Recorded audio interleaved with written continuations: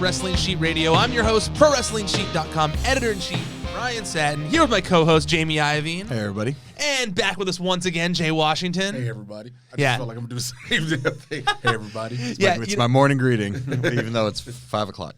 It's tough, dude. I try and get Eli in here, but he may have moved on from us. Like... It's funny, you know.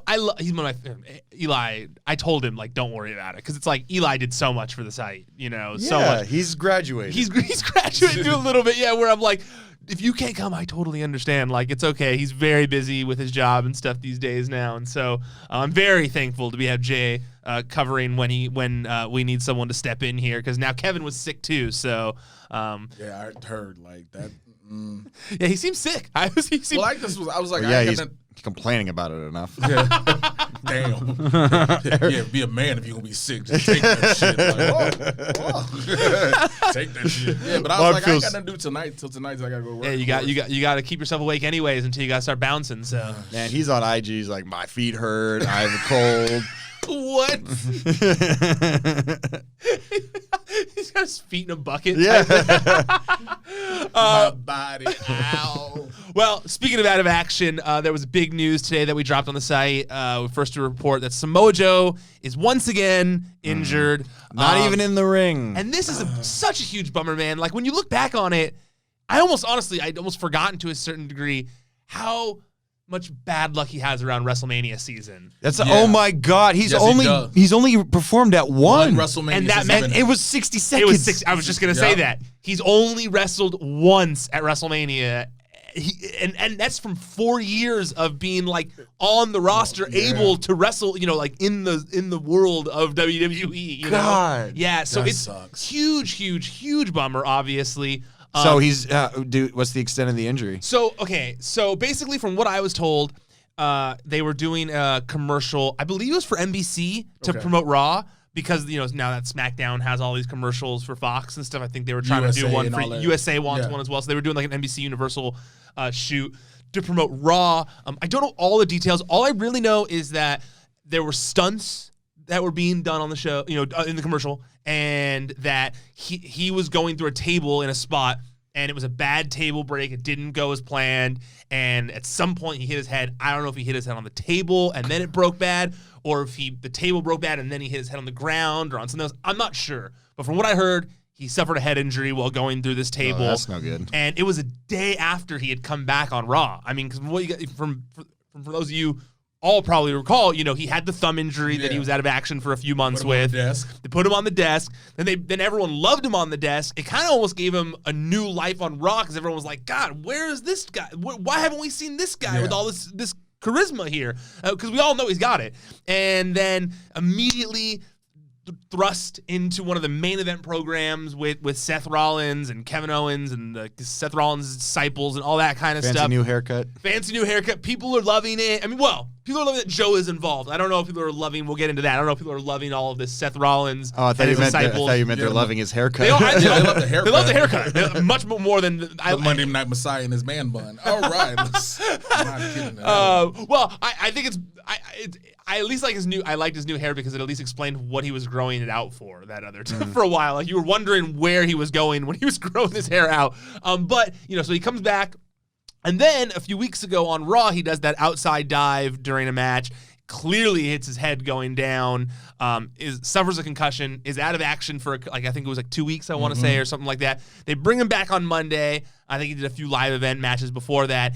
And then the next day he gets injured. Not even in a WWE ring, technically. It was on this commercial. I mean... So how long are they saying he's out with this injury? So is it a concussion? I don't know exactly the full extent of things. I've tried to get an answer. I don't know if it's a full concussion or if it's worse or not as bad. I just know from what I was told that it's looking like he'll be out of action a considerable amount of time. Now, obviously, the reason... They split his head open? Because that's the only thing it sounds like. Like, it split him open. Like, for a long period of time, it's not just like, ow. Yeah, it's not a scrape and a cut. It's something serious. It definitely sounds like he got rocked. Like, he got rocked in the head from what I hear. And so, to me, we've seen in the past, especially if someone has back-to-back head injuries like that, they're going to be so cautious. They're going to be...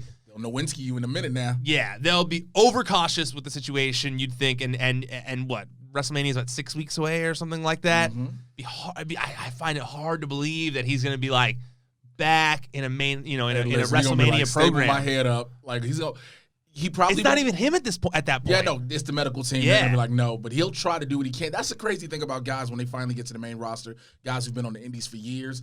It's like as soon as you get to the main roster, their injuries become crazy. Sucks when that happens. You know what I'm saying? Because all of a sudden, we know guys battle through injuries, but as soon as they get on that main roster, you hear, oh, such and such is hurt again. They're hurt again. They're going through injuries. You're like, damn. I get the schedule is more strenuous, but you would think they take it lighter on house shows. You know what I'm saying? Because that's what you're supposed to take it easy. Yeah, and honestly, the Joe injuries, because he had some earlier in his WWE run, too, that kept him away from WrestleMania, like we had talked about. I think it was like a foot or a leg thing or something like that. But and he broke his arm for a little bit, too. Yeah, and he had the arm thing. Yeah. And so, I think, what's weird is like a lot of his injuries don't even seem to be nagging indie, like, injuries. Like, Like no muscle tears. Yeah, they're not things like that. They come from being on the roster now. Yeah. They come from working on the roster. Because, we heard, like, when Sami Zayn had to take time out, he's been having this for a long time. Yeah, like the double rotator cuffs thing, yeah. Like, even Same with Ruby Riott. Yeah, Kevin Owens. These are long nagging injuries. We knew about these. But with Joe, it's just been like, what is happening? What's the difference now? It just seems like bad luck. Yeah, because supposedly when you're on the main roster, your matches are technically easier. Because the TV matches are easier. Well, they're all programmed from beginning, middle, and end. Yeah. Right, they're all programmed. So it's like... And you've done them on the house shows numerous times. Yeah. You know what I'm saying? The only time it's really extensive when it's WrestleMania. Yes. Because you're really going balls to the wall. But and they even rehearse some of those. Yeah, they had the whole hotel about to get the ballrooms out. They put 2 rings up for everybody just to work this shit out. Ronda Rousey was there like 12 hours a day for WrestleMania Triple Threat. But it's weird to hear that Joe gets on the main roster. And like you said, it's not these nagging, long-standing injuries. It's just a new one after a new one after a new one after a new one. The main thing I think that people worry about is will this be the end of Samoa Joe type thing? Because imagine if his career were to end on that note. A commercial, not even something that was happening where he got to go out on a big note. He went out, in a random 4-way tag match or whatever. So. And now they may not even use that piece now in the commercial, considering a person got legitimately injured in it. Absolutely. NBC would be like, how can we squeeze this in? NBC be like, look, we paid for this time. I understand this. God, and it looked really cool. It looked really cool. The director's like, listen, I understand. But the footage. I think from what I've heard though, I don't think this is the end. I don't think like it's going to be something that's going to like end his career. I've heard that everyone's hopeful he's going to be back. He's going to be out for a few weeks. And they're playing it safe is all I really have heard for now. It also speaks to his style as well, because he moves through the air for being a big dude. And it happens when Big E does it, and it happens when Samoa Joe does it. When those big dudes go through the middle ropes, whether it be Big E's spear, which scares me every time he does it. Dude. Every single time. Every time. Or even Samoa Joe's like flying forearm, like it's still a big man flying through the middle ropes. Physics still apply to this. Yes. You know what I'm saying? I feel bad because Samoa Joe's outside dive, in my opinion, is probably the best outside dive in wrestling. Like when he does that middle, because it looks like he's a huge man gonna slam down on you. Well, it's also his follow through too, because he literally and I love the way he does it. But when he got that concussion, and it was very clear when he just went down like a sack of bricks, dude. He doesn't need to do that. You were like, you don't really need to do that anymore. Like you're not in the X division anymore. You know, like and I think that's the thing too. Remember, he did all that with the X division. Yeah, of course, he was ROH. ROH. We know him for that, but it's like, you don't have to. We know you're ass kicking Joe. Look, they took away the muscle buster from you. You know what I'm saying? Yeah. You can still be grounded in what you do. And again, like you said, it is scary, even as a big dude. Because when people, like, you see Braun Strowman trying to do shit, you be like, hey! He does a drop kick, and you're like, hey, what are you doing? Like, it literally, like, there's that famous gif of Big Show throwing that one time he did, or when he was the Giant, and he did a drop kick, and it just looks like it shouldn't happen. Yeah. It just looks like God didn't make you for that. It's weird, because Gravity is grabbing up like, get your ass Yeah, down. exactly. You know what's weird though is for some reason when Dominic Dijakovic does it, it doesn't bother me as much for some reason. Smaller in frame. Is that what it is? He's definitely not as big as those but other he's so guys. tall. But he's still smaller in true. frame. True, I guess So that it's is like, more. I guess so, yeah. But that's like Keith Lee doing some shit. You'd be like, ah! Everything Keith Lee. Like, imagine, I feel bad for any time Keith Lee does, for any Keith Lee opponent when he decides to stunt, when he does the over the top, guys, it's like, somebody got to catch him. Somebody got to be there talking to somebody else like, well, you know what, it's been real. Could you imagine, I felt so bad for Roderick Strong during his match with Dom, because he got the living piss kicked out of him that match. Oh yeah. All right, well, let's move topics here. We can have so many things that I want to tackle in this week. The next thing was another story that kind of broke over the weekend, and that's the fact that Sasha Banks is going to be has been involved in season 2 of The Mandalorian. I know you two are both big nerds here who love this kind of stuff. Jamie, you specifically, I know Star Wars is like part of your life. What'd you think about this? But there's not much really to read into. Fair. It's kind of similar in my opinion to when Gina Carano got announced for the first season. We were like, they told you Gina Carano was one of the stars. Yeah, of but this. Gina Carano's involvement didn't leak out way before it was supposed to. So it was like, here's the Mandalorian. Gina Carano's going to be part of the show. Sasha Banks, they had to because WrestleMania is coming up and everybody's like, was she just on the TV? Well, I think that she already filmed it a minute ago. Okay. Because if they have filming it drops in October, so yeah. Because they have been filming it, and I saw some videos after the fact that I didn't see before I started working on the story and had already published it. But I saw some videos of Sasha when WWE was in LA for the Fox premiere, I want to say. She took a bunch of the people from The Mandalorian out to dinner or something like that, and people were wondering why she was hanging out with I forget which cast member it was. I want to say it was Nick Nolte. No. I have spoken. The only one I remember that she was with was Katie Sackhoff. And Katie Sackhoff is rumored to be part of the second season because she wasn't part of the first season, but didn't she voice? Reoccurring character or just a guest spot? Katie or no, Sasha? I don't know. All I know is that she already filmed scenes for the second season. Same thing look with Bill Burr. And Gina Carano was only in, one episode, 2 episodes? No, two. She was in 2 episodes. Yeah. It's only 2? Yeah, she was in that one where it's only 8 episodes, so it's it's so quick, yeah. Because she was in that one where she's the main part of it, and then she's the main one of that big battle thing or whatever. I don't know the full involvement, but I think it's awesome. No, great. Yeah. Oh, if you're asking, is it a cool thing? Yeah. Absolutely. I mean, she definitely has a look that could really fit well, especially if they keep her hair the same color. It fit well. It could fit in the Star Wars universe. I think that's going to be the biggest thing. Do they go ahead and put a wig on her, some weird looking ass wig, or is it still the blue hair? I don't know. I mean, she's definitely so ethnic looking because she's definitely. I know she's got to be some sort of combination of ethnicity. I think she's Puerto Rican, or she's either she's black and part Asian, isn't she? I honestly that's don't know. Mia Kim, who's black and Korean. Yeah, hold on, look at her. Mia Kim, who's black and Korean, but I think she's I know she's part Hispanic. If I'm not, no, it's German and black. I think it's something. She's something. She's half German, courtesy of her dad, and half African American, courtesy of her That's mother. what it is. She's German and African American. Yeah. Which is a combination you never thought you'd hear. No. Ever. No. But Ever. I'm all for people. And, Sasha's definitely got charisma. I've never seen her act before, so that's going to be interesting. Well, people will say, well, look at what she does to WWE, because if you know her real personality, she's a nerd and very shy. Yes. She's very reserved. Yeah, she's not super approachable. Right. She's not approachable at all.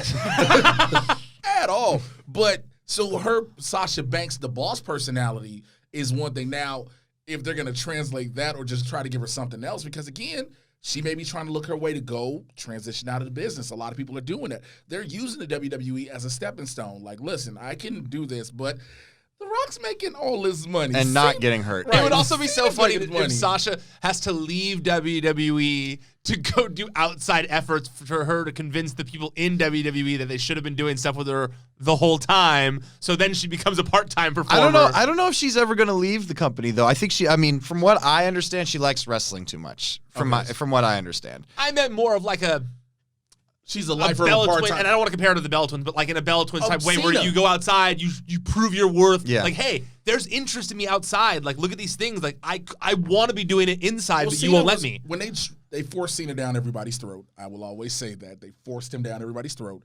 After a while, people got used to him.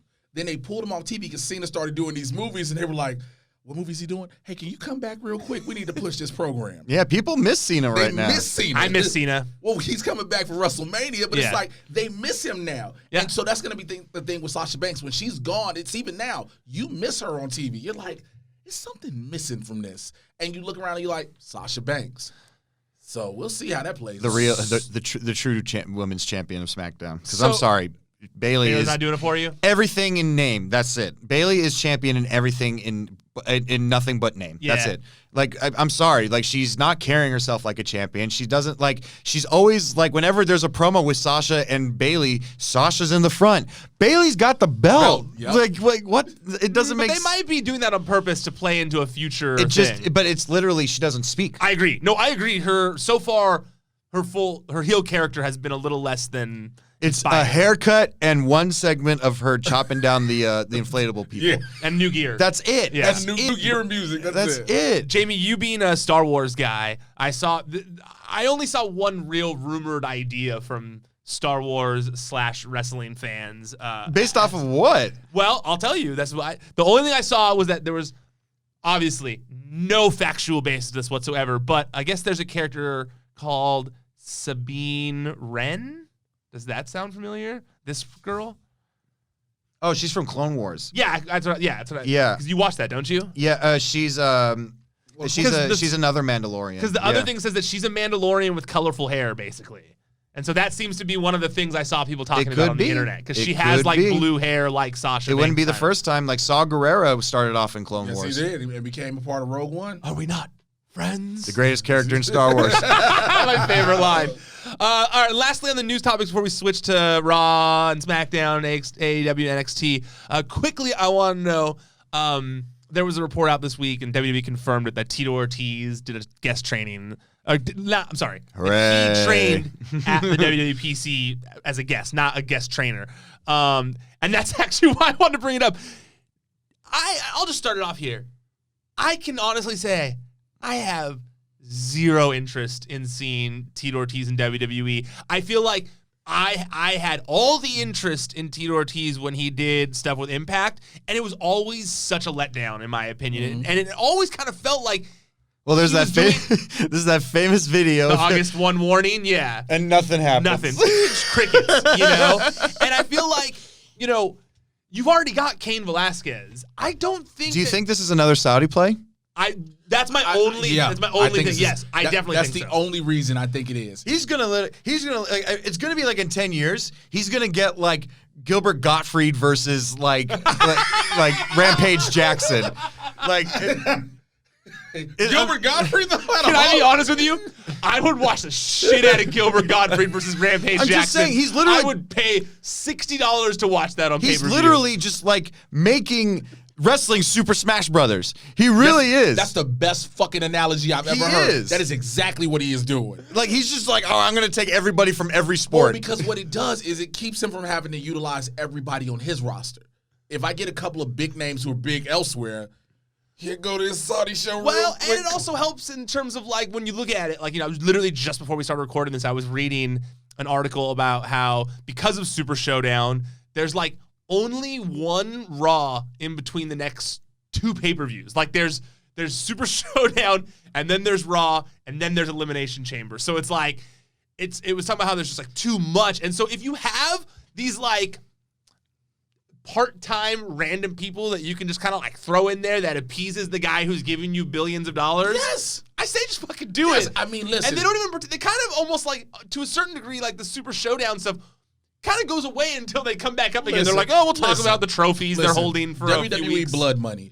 Every time they do this show, because I feel like I'm calling that pay-per-view Blood Money every time, that's all it is. You got to have these old school marquee names, which is why we're getting fucking Goldberg. You know what I'm saying? Because dude wants all these legends that he don't know if it's alive or dead. He's just throwing names out. Yeah. He's going to be like, give me Hogan and Flair. He's making Mansoor his new Undertaker. Right. He's got a streak. Mansoor cannot lose in Saudi Arabia. No, he hasn't lost yet. He's of course he's not going to lose. He won. Literally, they use him in the ring whenever he's in Saudi Arabia. They don't use him on NXT at all. They had him on the pre-show talking. I was shocked. Like, I was like, I was like, the Super Showdown is coming up. Why the fuck else do you think they use it? I didn't even think it totally was to promote Super Showdown. That's why they had him there. I don't give a fuck about Mansoor. I didn't even think about that. You're right. It is the only reason. They could literally give a shit about and that. I actually think he's pretty entertaining when I watch him wrestle. WWE don't give a fuck. No, they're like, that's our guy for Super Showdown. He's like, if we ever do guy. India, we'll call Jinder Mahal for some reason. Like, these are certain people, you know what the WWE is utilizing them for. I love that Mustafa Ali's just like, you know what? like, what the fuck? Well, I get why. They probably went to a deal to do it, and he probably didn't want to. Because if you notice, every time he does that show, he donates the money. He donates that money. He makes a point of it. Makes a point to let it be known. He really is not behind it. Yeah. You know, he's only about okay, I get to make a bunch of money, goes to this charity. That's how he does it. So I guarantee you, they were like, hey, can we use you to promote this? And he was like, no. Fuck no. Yeah, totally. 100%. I couldn't He's agree more. he's very much that kind of guy. Yeah, totally. I mean, when I say it, it's not so much when I say like Mustafa Ali, not in the sense of the like they need a guy to represent the Saudi Arabia people. More so that it was like because I think with he's a bigger star than Mansoor. Well, very much so. Very much Mansoor's so. from Saudi Arabia. Yeah. Yes. And Ali is not. He's not Saudi Arabia. Yeah, no, and I know that, but I'm saying I think what Saudi Arabia is also. I mean, what Saudi Arabia is at least trying to do with all the new propaganda about saying, hey, come here, we don't kill people as much. Yeah. And is trying to also, which is what the West has done since 9/11, is make villains out of Muslim people. And, you know, Mustafa Ali is very Muslim. So I thought that was my... Yeah. No, I get what you're saying. But I think the reason they do it with Mansoor is strictly because he's from there. Yeah. And from what I've put together, like from what I've heard, he is like very in support of these shows. Like he is like this, like as someone from there, he's like, I know what it's like. I want my people to be able to have something like this that we don't normally get to have, you know? And so I get why he's such a big component in it as well. He could be the GM of Saudi Arabia NXT. Yeah, he will be the GM. No, I'm gonna go ahead and leave about it. He's going to be the champion of that when it happens. He'll be the GM and COO. He's going to be Triple H. He's going going to be the Triple H of the NXT Saudi Arabia. You know? Let's move over to Raw. Let's talk about this Matt Hardy angle. I thought this was fantastic. They killed the fuck out of Matt Hardy. Hey, I laughed so I tweeted about like, why am I laughing so hard? Because the worst part, the worst / best part of it, the most entertaining part of it is like they literally was like, oh, everyone really liked when we did that to Matt last week. Let's just do it for 15 minutes now. You know, it's just like let's just fucking destroy him. I'm sorry. He smashed this shit out. It was just like. But I love Matt Hardy showing. It's like it's supposed to be a no holds barred match that they booked it for, and he shows up in a neck brace. Like, let's go. Like, he had a leather jacket on. Like he didn't put his gear on. He was like the trainers in the back told him no. But Matt Hardy was like, look, I got on my outside clothes. So I still want to do this shit. Everybody like, the fuck is wrong with Matt? You just knew it was gonna go. It did feel like someone. It felt like enough voices probably said to Vince or Heyman or whoever of like, this kind of buries Edge a little bit. If we just do a no-hold-barred match with Matt a week after he had the same thing done that we've had Edge out of action for weeks over. And I get it. Edge is, coming back from this long neck injury or whatever, but we're to believe that he's fine now. So it's not supposed to have... like Edge to come back with a fully dyed beard and goatee. He gonna be bigger than he ever fucking was because Edge ain't got to worry about the wellness policy. Edge don't have to worry about that shit. He gonna come back. We part-timers don't have to worry about that? Interesting. Okay, so Ryback, let me holler at you for a second. No, don't throw Ryback into that. This bullshit. He is... You'd be shocked. He's never touched a steroid. I know. He did. I think he said he's done it briefly in his past. Yeah, he got busted one time. But he's very anti-steroid. Yeah, when now he was he like is. back in that was in the OVW days, right? No, he got like on the main roster with Rey Mysterio too. Yeah, he was on the main roster, violated the wellness. I'm pretty almost positive it was a group of people and he was one of them.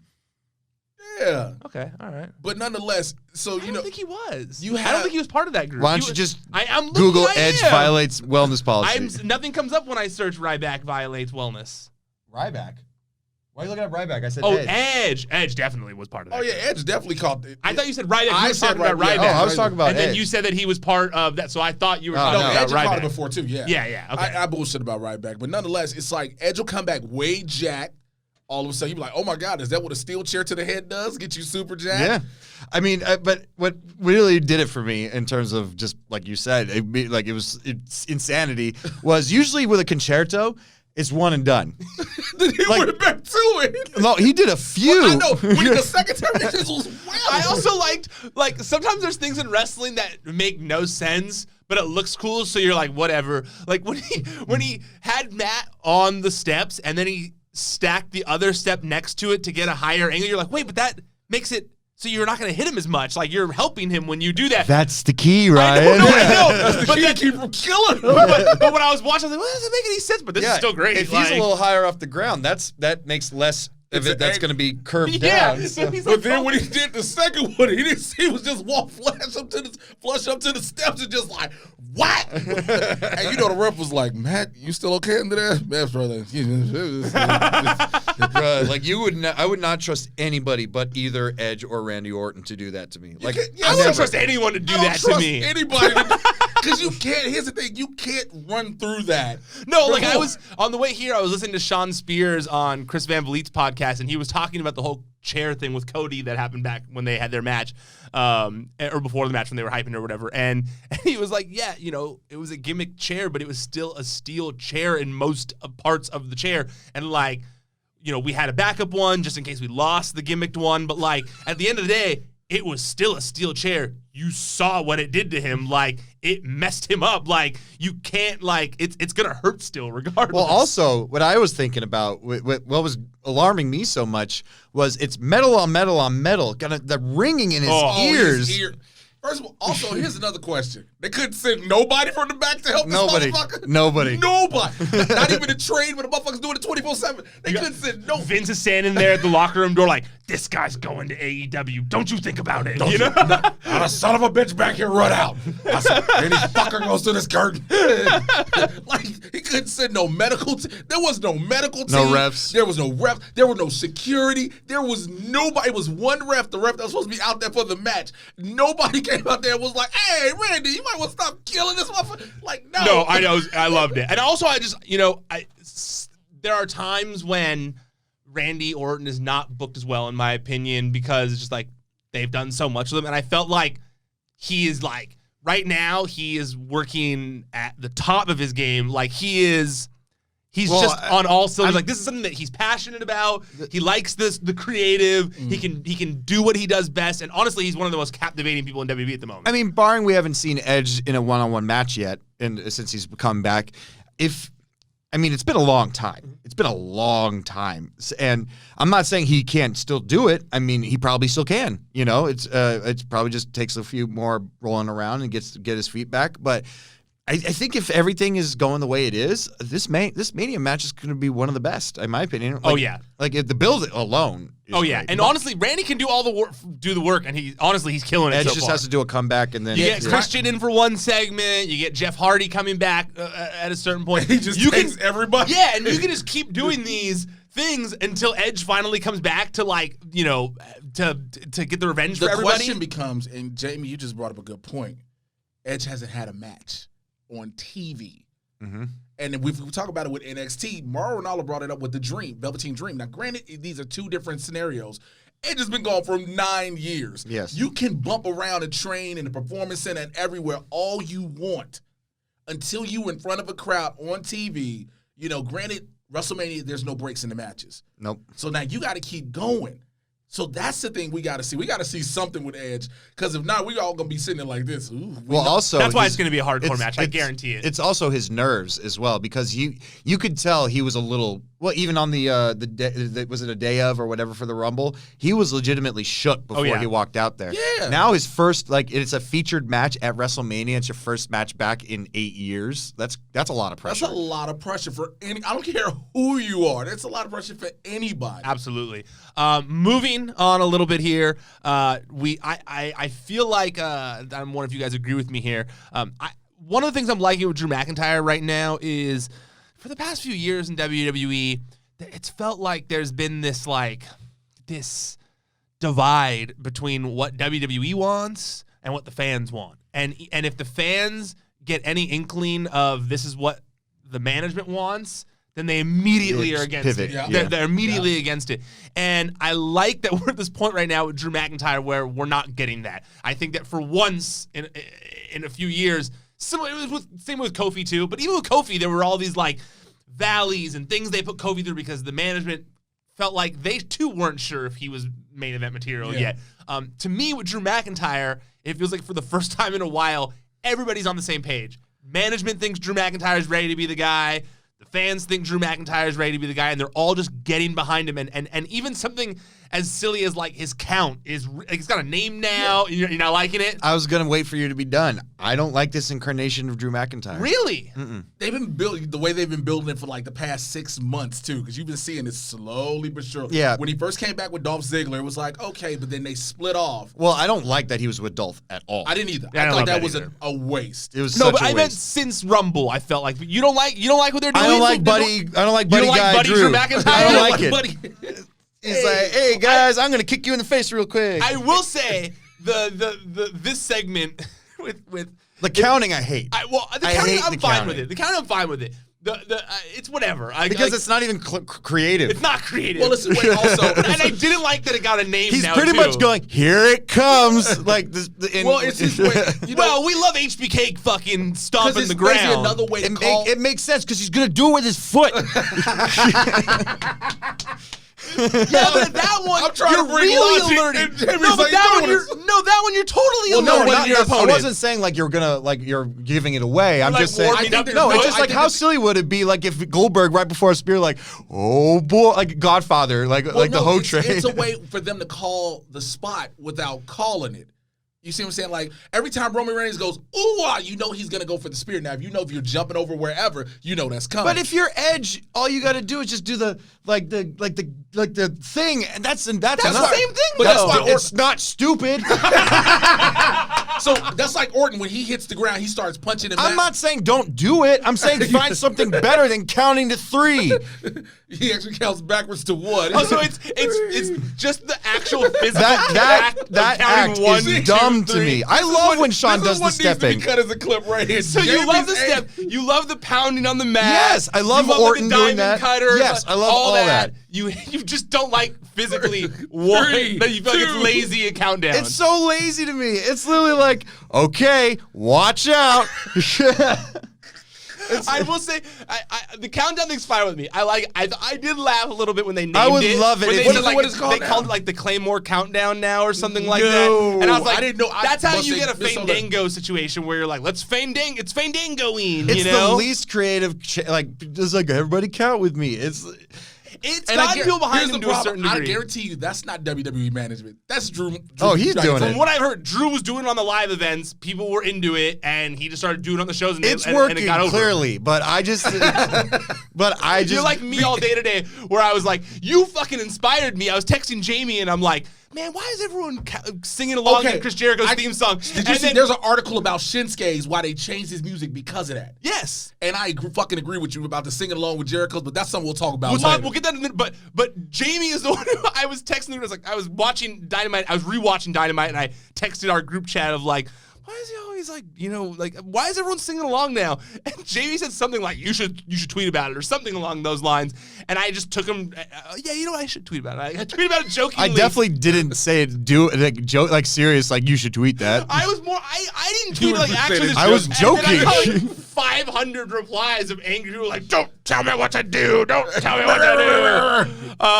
But yeah, what I will say though, in that segment, I did laugh at the everyone point with me to the sign. And then nobody pointed to the sign. He's with so him. much cooler to me when he's the killer, where he's the Scottish But I psychopath. think we wanted to see some level of personality because we haven't seen that really with him. We know he's serious, he's business. But you want to see, can he lighten up just a little? And that's what this is, right? Like, now, Because Brock doesn't need to do it because Brock's never going to be a face. Brock's never going to be a face. He has to be this for sure. We know you're the face going into Mania. You have to be this for sure. I'm way better than Brock Lesnar, everybody. And that's what I get it. I get it see too. how you see it all. No, I totally get Jamie's point on this one 100%. Like, I get what he's saying fully. I miss Drew. It would be like, I'm Drew McIntyre, and he would yell every promo, and I miss that.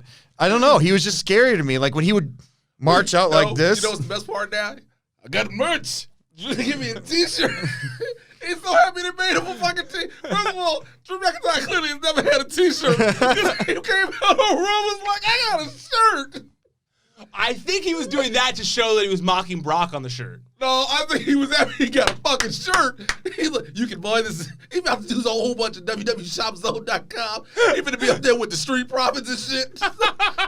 I do kind of like that shirt. You go buy it. Go buy it. I just want him to pull a full Kevin McAllister right before he does it. Here it comes. Don't get scared now. I thought you said you wanted to attempt and murder people. No, just like remember when he has the coming beanie around the ring. Yeah. At the very first time. Don't get scared now. I also, this week on Raw, I like that I thought it was funny that they had Shayna cuss at Becky, saying she was going to tear the living shit out of her. That's what it's not become the war of the Wednesday night war. It's the battle of the shits because who can say shit? The wine to say shit the whole time. But the angry father that tweeted Shayna was like, I wish you guys would have let me know that you were going to say shit. I was watching it with my children. She basically hit him with the I don't give a shit about your kids. About your kid. Loved it. So she quote tweeted and responded? Well, she replied. No, she didn't quote it. She replied, and she wrote this long-winded thing, but basically the gist of it was, I don't give a shit about your kid. Because it ended with basically the gist of it was like, how about you just be a better parent and tell your kid that if someone's biting someone on the back of the neck and saying shit that they probably shouldn't be like that person. It's not my job to monitor your kids. That's funny. Yeah. But I think the best part is people think, not even just that, people think that they can go on Twitter, I'm angry that you said a word. You got to be a better person. And when the first thing is when you see that tweet, because we've all done it, just look at it and go, fuck you. But then you can't respond that because your company is going to be like, what are you doing? So you say it as best as you can. You stretch it out all to say, fuck you and your kid. That's literally what it is. And your kid. And your kid. I feel like she should have just responded with the Michael Jordan meme. I mean, or the Brock Lesnar thing, one of the two. No, the Michael Jordan meme where it just says, fuck them kids. Yeah, that's all. Fuck them kids. Fuck them kids. But I do think it helped move away from the vampire aspect a little bit and more just like she's a badass who does what she wants. Which is I thought this is because people were like, oh, are they going to turn her into a vampire? I was like, no, I knew this is what it was going to be. We said that last week. We did. We were worried, hopefully not. No, all it is just her being extra aggressive. Yeah. That's all it was. Yeah, absolutely. Okay, Jay, what did you think about Seth Rollins' sermon? First of all, I don't believe it's Seth Rollins as this heel. Okay. It's not for me personally. I know what you're trying to do, but because I've seen all these different variations of Seth Rollins as a heel, this is the worst. You don't like it? I like it, actually. I don't care for AOP who just stand around, keep looking like, oh, we're supposed to be these big enforcers, but you made this big deal in vignettes on what they were going to do. See, here's where I'm at with it. I think the template is there and it's awesome. It's just not being booked cool. Okay. I think if I'm tired of seeing the Viking Raiders, Joe and Kevin Owens. I'm so over it. I'm so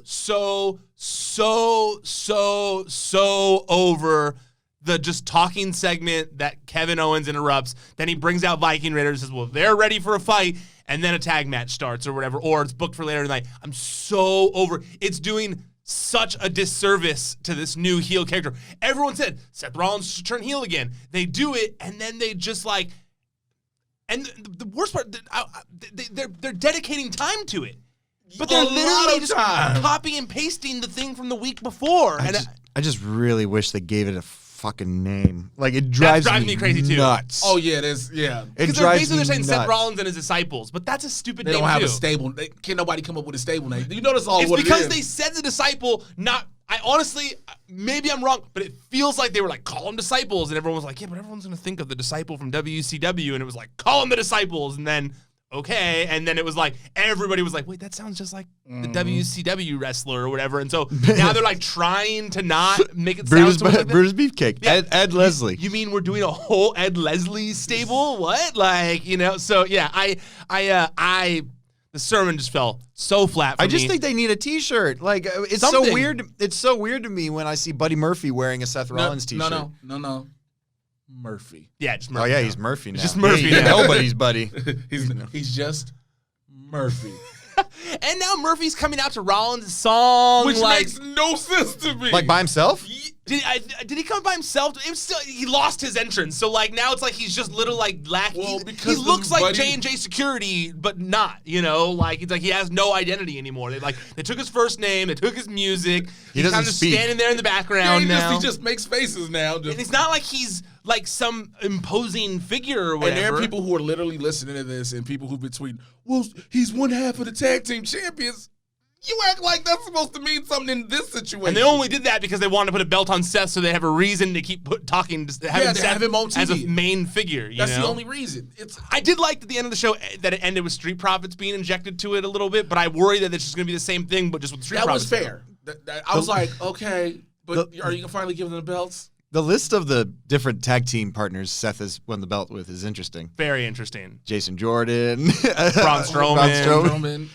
Oh, Nicholas. Did he win? He didn't win with Nicholas. Oh, sorry, I'm thinking Braun Strowman's Nicholas. Yeah. Sorry. Yeah, he does have a list of people who, like, yeah, Seth Rollins has been tag team champions with some every damn body. Jason Jordan and Seth Rollins were the tag team champions. So like there's another one too. I have my computer right here. I guess I can just look it up. Yeah, while you sitting there thinking so hard about it. I mean, you sitting there raking your brain up. You like, my computer is right here. And people get mad at me when I do that. Yeah, but I mean, we're talking and it's no I dead try. end. It's what I say to people. He's been 6 times: Roman Reigns, Dean Ambrose, Jason Jordan, Braun Strowman, Buddy Murphy. Okay, it's not that bad. Twice with Dean. Yeah, 2 of them were his label mate. I mean, his Label mate, like label mates. What is he running a record deal? Give it up for Monday Messiah Records. We out here wrecking shop. So also AJ Styles came back to Raw this week, and he basically started the setup for the speculated match between him and Undertaker. Because I was like, up here, and we're about to do it now, but I was like, somebody was like, not this week, and I was like, oh yeah. God, if there's anybody who could pull a great match out of Undertaker, It's gonna be him. AJ Styles. It's gonna be him. And I think Agreed. I think Taker knows this. Me too. I think Taker knows this. And I honestly think they don't even promote it. I honestly think he keeps doing this whole like Taker just shows up. I'm the new Mr. WrestleMania. No one even wanted to wrestle me here. So we do like we did that year. So we do like that year with John Cena, where he comes to the show, buys a fucking ticket, drinking. First of all, nobody talked about this. Cena was drinking beer before they told him to go get ready for his match with The Undertaker. Oh, this motherfucker's drunk. That's why he lost. I mean, He is what do Jeff you think? Hardy Sting right now. You know what I'm saying? Do you think it's too similar to that to do Yes. that again? So then they have. Yes. Do you think they'll build it in Yeah, advance? it's too similar. You have to build. All right. But you wait. Is that last year? Because that's 2 years ago. dude. I don't care. Like that's for a wrestling fan. That's a dream match. No, Right no. there. I mean, the match AJ in Styles itself. versus Undertaker. Yeah. The match in itself is beautiful. Let it happen, but you got to build it right. And that's why they're waiting the Super Showdown happen. So after Super Showdown, then AJ will say, well, everybody has their WrestleMania opponents. Or he makes the appearance at Super Showdown. Taker. That's entirely possible. That Yeah, he'll after go- he wins well, the he's- trophy. Yeah, he loves going over He there. wins the trophy that he wins the Battle Battle Royal. Royal. He's like, I told you. And he can still do it there. Yeah, he can do it there. Maybe that's what they'll Yeah, do. Taker loves going to Saudi Arabia. Because he was there to do it. How Just much like you gonna pay me opening- to fly to Saudi Arabia? I'm on it. Oh, Put me on I that don't flight. I don't have to pay for noething. You mean anything I want to eat? I don't pay. And I just gotta have a shitty match. I'm There, I'm there. Because he hasn't had one good match at Saudi Arabia. Oh my God, the Brothers of Destruction versus DX. No, you don't understand that ruined me. That ruined Shawn Michaels for me. It ruined everybody. Triple H was like, God damn it, I can't even say this. Then he tore his pec on top of that. Kane was like, fuck y'all, I'm a mayor. I don't need this. I don't need this. The minute Shawn took his hat off, I had, The worst. Do you have a time constraint here? No. Okay. Then I'm gonna breeze through some of these SmackDown things real quick. Bell Twins, they're gonna be on SmackDown this week. And it seems like similarly to Undertaker rumors that they're probably going to be there because of these rumors that they're going into the Hall of Fame this year. I love the move. I'm a huge Bella Twins fan, as everyone knows. Mm-hmm.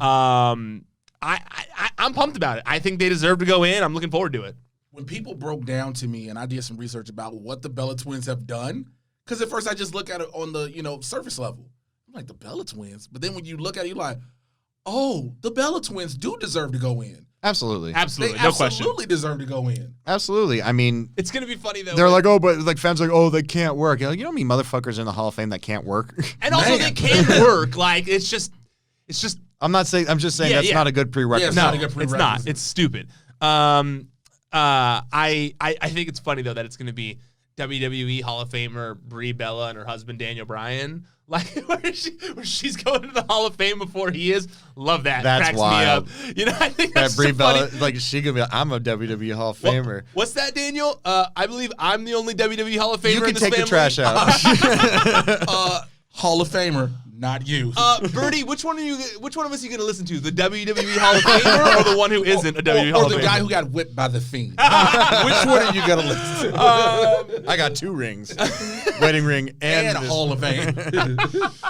Then we got Goldberg coming back this week. Should be yay. interesting. If they don't have the Fiend murk him, That I would be pissed. so incredible for him if they just have Fiend like kick out of a spear and a jackhammer. Well, that's not the match isn't a Super Showdown. Yeah. But if he comes in and does like his Fiend thing to Goldberg in the ring, 'cause you I know would the love whole it. thing to Goldberg is supposed to be, I'm not scared of your tricks. I want to see the most crazy. I want to see Bray Wyatt come up on screen for the Firefly Funhouse, and then all of a sudden the lights go out. Remember That's what I mean. That's what I want to remember when see. he cornered Seth, and Seth is just going.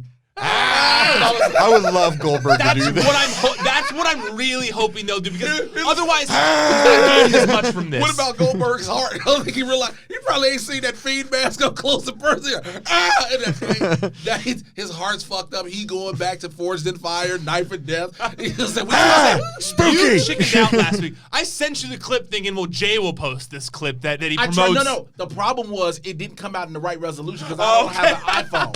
Yeah, I was trying to repost it because I tried to put it on Instagram. And That's what I wanted. I was like, I'll clip this out for Jay. He wanted to let everyone know that he likes Forged in Fire. He was real passionate about it. When I put it up, it didn't have the sound. So I tried to post the shit out of this, okay? Fair. I just want to make Fair. it be known. Fair. I'll still say it again for this week. God damn it, as a black man, I watch Forged in Fire, okay? Yes, Jamie, I watched that. It's a good fucking show. It's on Good his show. channel. Isn't that about making swords? Yes, and it stuff? is. Right. You're goddamn right. It is, Jamie. Swords Fucking and watch axes it. and machetes. Watch it. Watch it with a bunch of hillbillies who really don't Do they like just black make swords and cut like watermelons? Yep. watermelons, ice blocks, random pigs for some reason. They got a bunch of them. Dummies with full decoy. Yeah, where do intestines. they get those? That's the weirdest. Those like, gel dummies the with like gel dummies yeah. with the full intestine Yeah. inside setup. Like, the fuck is wrong with you? Who is making this? I'm assuming it's like a medical thing, right? How many do you have to fucking make a day? Because Forged and Fire had ordered 70. All right, let's talk about NXT. NXT at TakeOver this weekend. I liked the event. I thought that Charlotte showing up was cool moment, even though it was pretty expected in my opinion. I thought that it was pretty. It sucked when it started coming out that she was there. I think that was the big. We knew she was going to be. Did it leak that she I was didn't there? know I that. didn't see it. Yeah, it leaked out that she was in Portland. Oh, okay. And yeah, so yeah. once it leaked, it was like, all right, so we know what it is. Yeah, we knew it was going to happen, but I would have rather her literally like, nobody's seen Charlotte anywhere. Like, do her like you did CM Punk when he appeared on backstage the first time. Put this motherfucker in the hood, act like she's Michael Jackson in the No, 80s. they did. They did. From what I heard, she was in the secret room. Like she was. They did try to keep it secret to a certain degree. Well, they probably did it when he got to the arena, not when she was in the airport. Yeah. That's They it. didn't go full. They didn't go go full. full Ronda Rousey on it. You Yeah. got to go full with that. But, Yeah, but I think it was so expected that it didn't even matter. Like you knew it was gonna happen. It was pretty obvious that Rhea was gonna win and that she was gonna. I want to Bianca Belair. And you hear apparently Rhea's really championing for Bianca to be added to the match. I don't know what I think about that. I don't think it needs. I mean, it doesn't need to happen. Give her the shot. Give her the shot.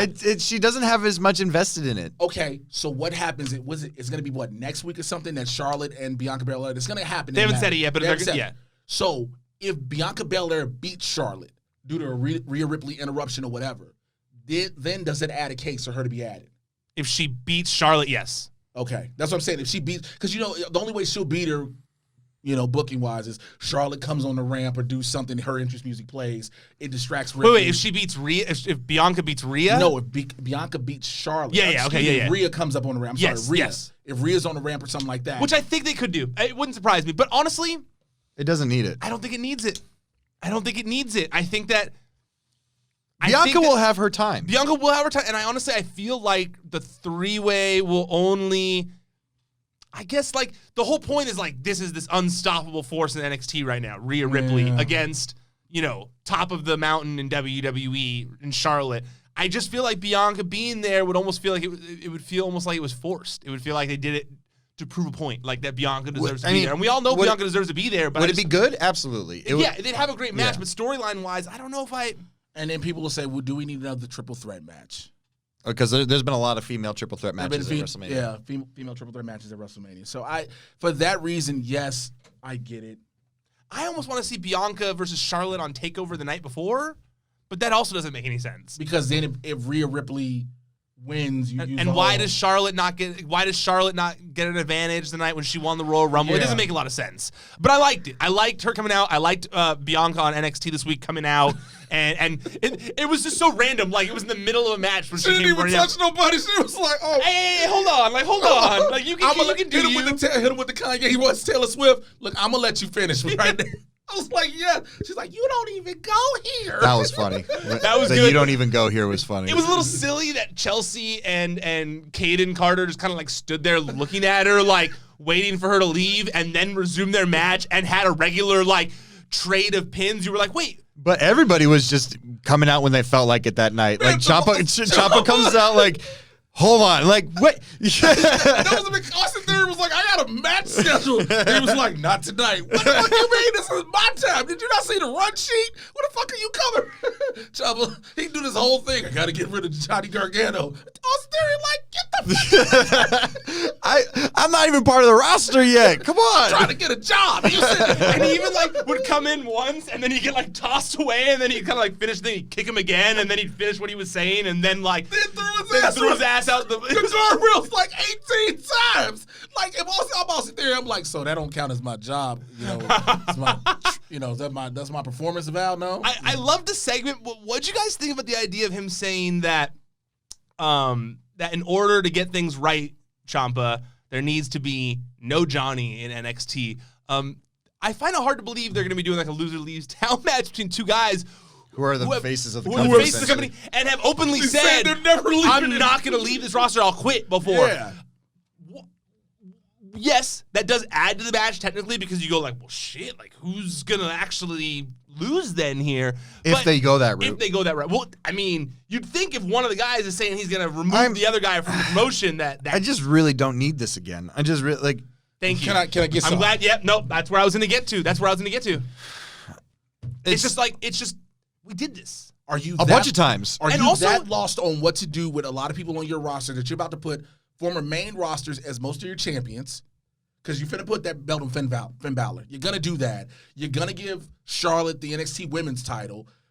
Keith Lee may be the only person that keeps an NXT title that's an NXT person. Well, here's what I've been thinking lately, and I've been thinking this all day because I rewatched NXT to try and like figure out what it is, and it almost feels like all these things that we're watching right now, to a certain degree, they've been doing these things for over a year now. Like Undisputed Era, I think they're a great stable, but they've been doing the same thing for over a year now. They've been literally the same opponents, same shtick, same everything for over a year now. Yes, awesome matches. Adam Cole's been killing his champ, but there has not been this like character arc. It's been the same character from all four of those guys for a year now. Maybe longer. For the Keith Lee side of things, the NXT North American Championship, yes, it's nice that Keith Lee is there, but we have seen some incarnation of Keith Lee, Dijakovic, Damian Priest, and Killian Dane so much now that and Keith Lee and Dijakovic had an outstanding show-stealing match at TakeOver. That's how you opened the show. I groaned on NXT when they said they were going to do another one. I said, no, that was the end of it. No, the only way you do it, and I thought about this too, because he was like, we can fight forever. And Regal's like, no, you're not going to fight forever. You're going to fight for 30 minutes. Give him an Iron Man match. That's the only way you can. My problem is that AEW, it feels fresh, and we're going to get into it. But AEW is not something that feels like you've seen this for a year. Like, like they're up against someone who they are going up against a group of guys who are preparing to go up against WWE. Like, I heard Cody in an interview today where he straight up said, like, if it were up to me in the next few years, we would be moving Dynamite to Monday nights to go against Raw. Like they're gunning. Like, they're hungry. They've got chips on their shoulders, and they're presenting something that we haven't seen in a while. Do you feel it's the fact that maybe Triple H and them don't trust a lot of the guys they have in the PC? That doesn't make any sense. Like, some of the guys, they have the star power there. They've got Matt Riddle. They've got Adam Cole. They've got that's why they Keith threw Lee. them to the, they took Matt Riddle and say, hey, we're going to do something with UMP done. Lightning in a bottle, like Beth Phoenix said, New Age Outlaws, it worked before. And it's helped a lot. Because honestly, the tag division NXT feels so stale right now. Like, grizzled young vets, they're entertaining. Yeah. Forgotten Sons and Oni, Forgotten Sons. Birch Oni. and I like Oni and Oni Lorcan and Danny Burch, but it's just they're doing the same thing. They're not. I mean, it even goes. There's only so much you can see the same matches, the same people in the same matches without there being a story behind it. It even goes to the title changes. Like, it's pretty much expected that if you win the championship, you're probably not going to lose it until WrestleMania. Yeah, that's why Lio Rush versus Devlin this week, I had such issue with it. Because that's what I had issue with it. Match was great. It was so well wrestled, very entertaining. But you go, like, from the moment the bell rang, you go, well, he's not going to lose. He just won the title. He just won, how about instead of putting him in a banger match, you put him in a banger storyline? Like, give him a story. Like, all these guys kind of feel storyless to me right now. So like, let me ask the only story that exists right now, it felt, I'm like reading all this. Velveteen and Roddy. Roddy. Velveteen and Roddy, and that's fucking confusing. I would like to say for the record, Velveteen Dream won me over more than he's ever had. First of all, that goddamn jumpsuit was amazing. You like the jumper. I love the jumper. Okay. And then right before, as the finish of the match, you reveal you have the tights on. Yeah. Because that was the thing. Like, he could have did it any other point. It worked more. It popped more for the finish. Yeah. Going home, you show those tights. That and Roddy works. I think if you take the rest of UE out of it, let that build. Because when you make those personal grudges, you brought my family into this. It adds an extra element. Here's the thing. I'm all for Roddy and Velveteen once the bell rings. Then it's it's great because they're both super accomplished athletes. I have issue because this is a very, very vocal buildup. And I'm sorry, Roderick Strong is not a great speaker on the microphone. Never. He never has It's been. not his strong suit. He's just not good at it. Yeah. And Great in the ring. But when he opens his mouth, something happens. I don't know. But Velveteen is so good at speaking. And in my opinion, this is exposing Roderick a little bit. Because he's like, it's a two-person thing. As good as he's going to make it, as good as he's good, like, this is going to be an amazing serve. Picture perfect. You got to hit the ball back, and Roderick hasn't really been able to do that. When you made this personal, it's like I've heard this promo from everybody going back to like the 80s, like when it was Rick Rude and Ultimate Warrior, it's like, I've seen it before. You know? But that's the thing too, like, also, like, why would you get mad if you saw a guy do that? You're like, why'd you pay that money to have my wife's face airbrushed on your pants? I get why he's mad, but it's like... he didn't do the wife's face, he did the whole family, which, by the way, that is some payment you made to somebody. And by the way, they made the kid look so funny in it. Like, they did. The kid looks hysterical in it. But if you do this, again, there's a lot of guys that get signed from the indies that are great in-ring talents. But we forget that the WWE is not just about your in-ring ability. Nope. It's what can you do on the mic. And Roderick Strong needs a mouthpiece. I know you're trying to build this with him being angry because it's personal, but like you said, it exposes him. He can't cut this promo the level Velveteen Dream does. Yeah.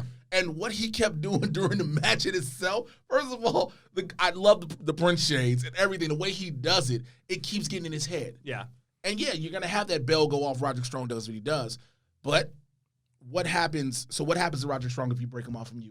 I was literally thinking about that this morning. He doesn't. There's no way they break him away from. It's like he doesn't even. If anyone gets broken away from Undisputed Era, it's gonna be Kyle O'Reilly. But like I'm saying, like if say Undisputed Era not broke away, say they just got rid of it, like it just imploded, and there's no more Undisputed Era, he would be struggling.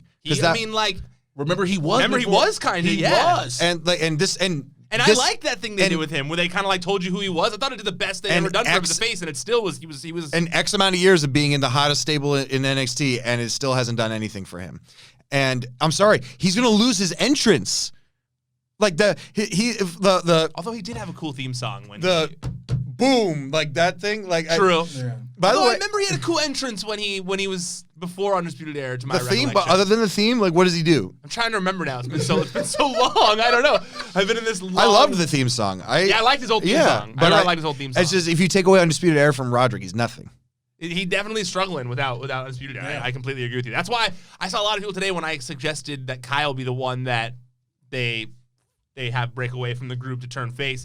Everyone was like, "No, Roddy," and I was thinking, not to turn no face. way. I was like, "What are you talking about?" Here's the problem too. If everybody's gonna say Adam Cole is the most charismatic after what we saw on SmackDown when they were doing the whole build up to Survivor Series. If you look at Kyle O'Reilly, Bobby Fish, Roderick Strong, where do they go outside of the cruiserweights and 205 Live? They're all four of them are small. All four of them are small. That's why I got nervous when he said Johnny, I need to make Johnny leave NXT because I thought to myself, Johnny would be sent to 205 Live. They're all going to the majority of them will go to 205 Live, and everybody keeps saying, "Look how talented they are." No, look at how small they are. Yeah. And it's just being realistic. It's not hating it. It's not trying to downplay it. It's how Adam Cole looks small next to Daniel fucking Bryan. Yeah. And Daniel Bryan is not big. No. I mean, it was going to be a funny image when we thought that the Survivor Series main event was going to be Brock and Adam and The Fiend. I don't think anyone ever actually thought that was going to happen. That idea of like, wait. That would have been the funniest image ever. Like scary-ass Big Fiend, Brock Lesnar, and Adam Cole, baby. Although Ricochet is in a title match now, so it's a one-on-one with Brock Lesnar. Yeah, that's what I mean. We had AJ Styles, and we saw what happens. How much bigger is Ricochet than Adam Cole? He's way bigger than Adam Cole. Yeah. I don't know. I'm not saying he's not. Even if you look muscle definition-wise, he's bigger than Adam Cole. And we've seen the size comparison with Ricochet standing next to Brock. We've said Adam Cole's 6 foot. No, it's bullshit. Bullshit. I'm 6 foot and I look down on him. No way. Why do you look down on Adam Cole? What? How dare you? Is that just what it says on his superstar stats on .com? Well, because of course. No, I know. That's why I'm at. Yeah. But by the way, I don't know why, but the boom for him works. But when everybody does it, it's so funny because it just goes like this. That's funny. But when Fish and O'Reilly do they go. Adam Cole, and Adam Strong. And that's one of those implosions you see coming. We're just your lackeys, yeah. Right? We're your lackeys. All right, let's move into AEW here. Okay. Because I think we kind of felt the same way about NXT as a whole, and I think we kind of covered it all. They kind of stumbled this week. Yeah, they stumbled this week. And I don't know if it's because AEW put so much effort into this Atlanta show. Also, real quick, who the hell becomes Velveteen Dream's partner? Because at the end of the match, you have Velveteen go over, and then to get jumped. Who are you going to pull? Some random-ass people? All right, Damian Archer, come on out. It's going to be the Broserweights. You still need one more. Okay, you still need one more. What's his face that keeps changing his character, but still they don't do anything with him? Kona Reeves? Kona Reeves. He's the fourth? The one that got his ass whooped in less than 2 seconds by Keith Lee. No, get him out of there.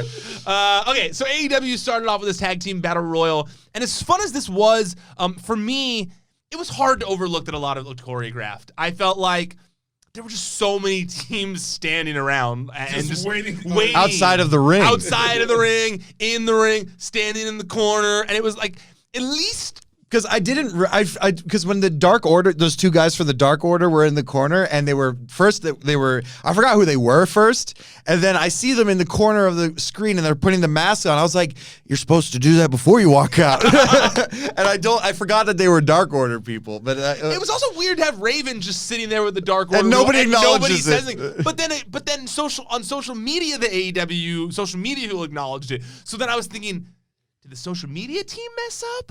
Did commentary mess up? What was going on? What if Matt Hardy just comes and it's a red herring and he's not the exalted one? Which honestly, it's such a letdown. I kept saying it. What if you keep saying it? It's Christopher Daniels. Yeah. What if it's Christopher Daniels? That'd be such a bummer. That's what I had a 15-minute conversation with a friend today where he was like, "I'm pretty sure it's Christopher Daniels," and I was I'm pretty sure it's Matt Hardy. So is this if we were old enough when the ministry, the higher powers? Is this what it felt like? Yes, it was. So does that mean Tony Khan is actually the exalted one? I'm out. Thank y'all for having me on the show. It's me, guys. Who wants to catch this stunner? But regardless, I like that the Young Bucks won. They won the tag title shot against Hangman and Kenny Omega. I thought they weren't going to for a second. I was like, oh my God, they're going to lose again. I was going to be frustrated if that was going to be the case. It was at some point they were like, listen, we can't keep losing. Yeah. I think finally Tony must have said something backstage of like, hey, let's have you guys win now matches. The Elites are kind of crushing it right now. Because of the focus of the show.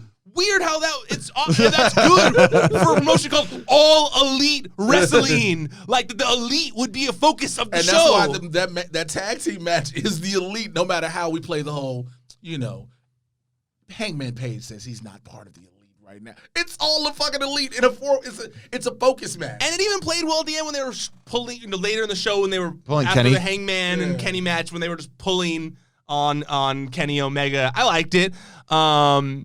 I enjoyed Nyla Rose's promo. I thought that since the AEW women's division has been something that people have not been super into, I like that we've got a champion who's cutting promos, who is a dominant And by force. the way, when she came out with the belt and her pyro and she was like that, I was like, that's powerful. Totally. I felt like, the exact same way. Yeah, I thought she looked. I was something I didn't even. For some reason, that stood out to me. Just that. I don't know why, but it was a look we needed to see as a champion. For weeks, months, we've had Rio, who is 91 fucking pounds. It didn't look like, okay, she's a champ. She just comes out, smiles. Like, why is this child Yeah, champion? go to the ring. That's it. Mm-hmm. You have Nyla Rose now, pyros. You're like, oh, that's somebody to beat. Okay, you have to beat her. Yeah. You know what I'm saying? They ain't just looking at Rio like, your mommy coming to pick you up later. It's not like that. It's like you have to literally beat her. She even dressed Rio like a child. Like her gear was very childlike. Oh yeah, it was super childlike, totally. And I also think that Chris Statlander, in my opinion, is someone who is gonna get the people behind her. Like I think the fans, it could work. She resonates with the fans. People are into it. So I like that she's getting involved now too. And same for Big Swole. I think that I think she'll get better. Big Swole. I like what she's presenting. It was a little awkward when she first came out and she was like motioning things without saying anything. You're like, there's a microphone camera right there that you can talk. Like you're not in the ring where they can't hear you. And then she finally started like talking shit to Nyla Rose right at the end. And I was like, okay, cool. I'm into this. Because at first she was kind of like just quietly posing. Well, in she's front got to of her. show why she's Big Swole. I guess. Because I'm swole as hell. That's what she was Maybe implying? you let her have those muscles and let her have that moment. Maybe. Damn it, Ryan. No, when she started talking though, I was like, I got you. Once she started like talking shit, it was like, oh, she's not miming talking shit. Like she's actually talking shit now. I'm into this. So I like that they were going with that. But you got to also remember, this is a lot of people's first time doing actual TV. Totally. That's why I laughed, because I was like, because she's so used to doing that in the ring where she can mimic saying something and it looks okay because there's not a microphone right there. But she did that when there was a mic right there, and I laughed in my head. I was like, no, there's a microphone right there. Like, now you speak. Like, you got to remember, again, a lot of these people never have done live TV on top of it. Totally. And honestly, that's one of those things where you just learn after that. Yeah, like, it's a she learning. probably saw that, realized it, and probably won't have it I can't again. wait till we get to the cage match because there's one part that's not the cage match itself, but I remembered it because it was a female involved. Well, we're almost there. So then we had Jeff Cobb and John Moxley. And I thought they did a great job making of Jeff Cobb seem strong. Yes. Like he didn't look weak in defeat. He busted out cool stuff. Seemed like a player. Yeah, Yeah, absolutely. I like that a lot. And also, man, we've said this a million times on here, but they're just doing everything right with Darby Allin. They're doing everything right with Darby Allin. He just rolls on down the ramp In a mesh shirt and a blue suit. and a tie. And you're like, I'm into this. And wait, the inner circle just looks. He throws the damn skateboard. You're like, what? It was just because I get it. I get what it is, but everybody's just stuck in the moment. I also liked that, and this might be such a weird thing for me to point it out here. I felt like if it were WWE, his skateboard would have said Darby Allin on the bottom of it. It would have been like, he's a skateboarder. You know, like Everything it is personalized to Darby. To Darby, you would beat it over your head. I like that he came out with a Baker skateboard, like probably the skateboard that he actually skateboards with. You know, in a weird outfit that he probably would actually wear somewhere. He probably wore that to the arena. You know, like he probably wore that to the arena, and they were like, "Yeah, we like all this. go ahead, kid, you know? And so, like... Send Darby. Yes, send Darby. I like that, you know, he used the skateboard as, like, a weapon to a certain degree. Billy Gunn is in the back. You see what he wore? It was... Billy Gunn knows a thing about mesh shirts. Yeah, I know, that's what I'm saying. That is the first... Honestly, that was the one image I had in mind when he came out in mesh. I'm like, that looks like something Billy Gunn was pumped about backstage. Billy he Gunn was like, yes! You bringing the mesh didn't shirts know they back? still made those. Where did you get it? He's like, wait, we're allowed to wear mesh shirts again? I know I'm wearing a Dynamite next week. They're bringing Dunkaroos back. And I can wear my tie and look professional. I know what I'm doing, goddammit. It's just next week, he's the exact same outfit in all pink with little lips all over it in a mesh shirt. I want to see that. Push Billy Gunn. Give him the belt. Give Billy Do the it. damn belt. I'm with that. Have you seen how jacked that guy is? He looks incredible. He's a Every fucking time horse. anytime they put him in a battle royal, he looks better than anybody in the ring. Because you're looking around, you're like, That's why they don't put him in that much stuff anymore, because they know him. Like, well, he looks way too big next to everybody. he's massive compared to the Rock. He's bigger than Wardlow, probably. Yeah, and he ain't Wardlow, no they're like problem. hyping as like the big guy. Everybody stands around Billy Gunn, you're like, oh, those are all children. All right, well, let's get into the cage match. I want to talk about it before we run out of time here, because I'm probably going to get in trouble for going long from Collider, but we had so many things to talk about here. I loved this cage match. You know, I don't know if it was the blood. I don't know if it was just a great match. Old school It was. vibe, but it really, like, similar to Cody versus And Dustin. Wardlow came to play. He did. Yes, he Wardlow had a huge task ahead of him that he had Horrifying task. horrifying. You had the- first you had match, the first match first in cage debut. match in AEW. Right. Main event Main with event one of the where head- Cody was, and Cody was like, you know, this is important to Cody. You're in there with the guy who was not only In Atlanta. Ugh, so much important things that were like so much pressure. I wouldn't have slept. and you know what? He owned it. He looked like a badass in the ring. Did cool offense. He did a swanton bomb. Did a swanton. Dude, I was like, what the fuck? Because I was like, this big 6'3", probably only 5'10". This 6'3" doing a swanton. I was like, okay, like you said, he came to play. Yep. He came to make sure that, look, you're not going to regret holding me this long and to finally using me. And when you use me in a spot that needs to be utilized, boom. Yeah, it was huge test that he passed with flying colors. Which, by the way, isn't a test that is given ever. No, you don't usually. Well, I mean, back in the day, like you'd see like a guy like I feel like you'd see like a Zeus kind of guy where he was like he came in like a Hulk Hogan where like, you Well, ain't Zeus, it was at least in a movie before. Right, it Yeah. built up from the movie. You ain't seeing nobody just come in, and when they finally have your debut match, it's the main event in a steel cage on a show that they've been hyping so much. But isn't that Against exactly one how of the heads Zeus of the debuted? company. Against I'm one of not the an heads of the 80s company. guy, but isn't that how Zeus Yeah, debuted? he opened up the cage of Saturday Night's main event. Yeah. So the cage open. So technically, it was the same comparison. It was, except for But he had Macho Man to carry him throughout And the Zeus match. sucked. Yeah. Yes, Tiny Lister was not a wrestler. He was barely Debo. Hey, respect Debo. He's gonna come But beat your ass. I know, right? That motherfucker's still big. Oh yeah, I never. Oh man, what's his name? Tiny Lister. Lister. Yeah. Oh, Yeah, again, Scary a man man. that big named Tiny. That's just terrifying. But not only. But can I say what I thought Yeah, was really absolutely. funny? Was when, so first Cody rises up from the ground and has all the pyro that they have As left. he does. They're like, we need to just fire everything. Just hit him. Yeah. Yeah, that's really what it looks like. But I laughed because when Arn came out through the tunnel, Yeah. because Arn doesn't rise up with him. But then Brandy came out, but her reaction was so funny because she's like, I'm not Nightmare Collective anymore. That's what it got us. It made me laugh so hard. She was like, I'm with Cody. She might as well have been Roddy doing like this there, pointing at the other guy. like she was like, "Hey, I'm not doing that goofy shit anymore." And the fans even clapped. The fans were like, "Yay! We don't want that." No, I saw someone point out how they were like, God, that was the quickest turnaround ever that people just totally accepted and were cool with. Because they didn't want it. They were like, "We like you, but we don't like this." They were like, listen, we're going to be with you. Make us be with you. You know, I just I also feel like the added stipulation of like going old school where it's like it's pinfall submission only did help the match. I hate the climbing out of the cage. I love thing. that. When they said that's the only way to win, I was like, thank you. Because it's always the escape the cage. So it's like, when you hear that, you're like, oh. Because in a real fight, wouldn't it be like, wouldn't you just, we would look at each other and be like, okay, well, I'm just Let's going to try to get out the fucking door. We would never. Who can climb this cage the Right, fastest? because we know opposite sides go in the cage. That's all you would do. Nobody has an actual fucking match if it's real life. And so to make it pinfall submission, it made it better. But can we talk about Cody's moonsault?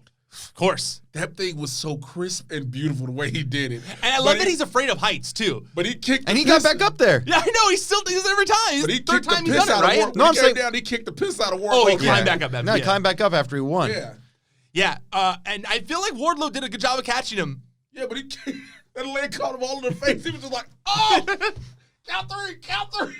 Because who were the other ones he did it against? Road Dogg, Kurt Angle. And Kurt Angle. No. He did it against that Oh, indie at that match. indie show. Yeah. Where Kurt Angle just moved. Kurt Angle was like, I'm not taking that. Which was also, I remember, intense. Kurt Angle's like, not on my neck.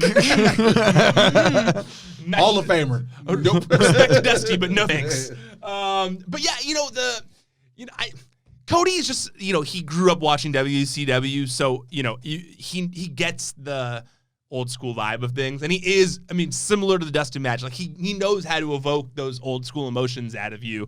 And the blood does help. I'm sorry. I probably should. It was a really good, but I loved that JR said he's got a cut, like, right at his hairline. It's like...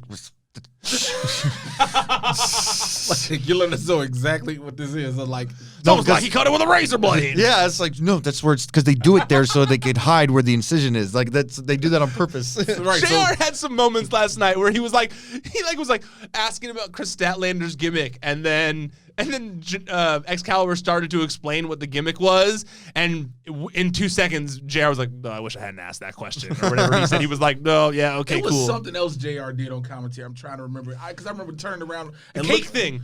Yes. They were like, he pie-faced her, and he was like, why can't it be a cake face? Like, I like cake, some people like cake, and then they were like, okay, calm down, Well, JR. do you know why he said that? No. Because you thought he was just wanted it to be cake? Kinda. No, he thinks everybody listens to his podcast. Is that like a thing from his he podcast? He calls weed birthday cake. Oh. It's like a thing now. He has a T-shirt about it and everything. Oh. Didn't know that one. Well, that's why I'm saying I don't think he should have done that. That was deep. Jesus. Well, that's what it is. But it was a weed reference, so cool. All right. Now I like it. I liked it before. Anyway. Yeah, no, he would like that. That was him and Bobby Heenan's code name for when they wanted to go smoke. They wanted to go get some cake. I'll be honest with you. I never in a million years thought Jim Ross smoked weed until I started listening to his podcast. I probably thought dealing with the king. Goddamn it, Jerry, you won't come on, get out. He just seemed like a good old boy, like where he wouldn't be down, like smoke the devil's lettuce and some Funyuns. By God. But yeah, great main event between Cody and Wardlow. Those two guys absolutely killed the it. whole the night was great. It was a great, very night. entertaining night. Jamie, where can people find you on the internet? You can find me on Twitter at JAMIE_IOVINE or on Instagram at JAMIEIOVINE. Check in Network, NTWRK, every day for different drops and fun stuff. If you're in LA and going to that Juggalo Fest or whatever for ICP, I'll be there this weekend shooting content for our network drop that we have coming up with them. Don't sound so... May or may not be. Don't sound so embarrassed by it. I'm not embarrassed by it. I'm going to be a fish out of water. I don't know anything about it. Just paint your face up, drink some Faygo, and you'll fit right in, man. There it is. Family. No, we're not going to chant family. You already handled it, so... that's how you're supposed to do it when it's a Juggalo thing. Jay, where can people find you on the Twitter, Instagram, at Mr. J Washington, MRJAY. You should know how to spell Washington. The Mad Titan Podcast, everywhere you get your podcast from. It gets you caught up on everything happening in the Marvel and DC live-action cinematic universes.